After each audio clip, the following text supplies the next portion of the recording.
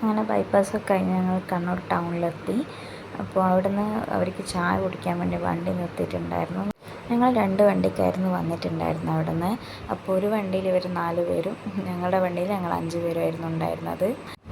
അങ്ങനെ അവരെ പുറകെ ഞങ്ങളും വെച്ച് പിടിച്ചു. എന്ത്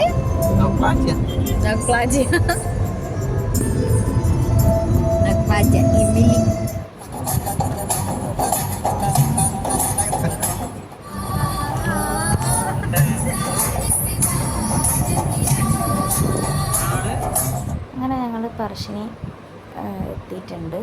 അവിടെ വണ്ടിയൊക്കെ പാർക്ക് ചെയ്ത് മേലെയായിരുന്നു വണ്ടി വെച്ചിട്ടുണ്ടായിരുന്നു. ഇനി അങ്ങോട്ടേക്ക് നടക്കുകയാണ്.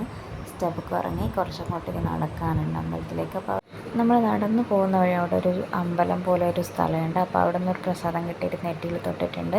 അപ്പോൾ നമ്മൾ മുത്തപ്പൻ്റെ നടയിലെത്തിയിട്ടുണ്ട്. അപ്പോൾ ബാക്കി വിശേഷങ്ങൾ അടുത്ത വീഡിയോയിൽ ഇടുന്നതായിരിക്കും. Thank you.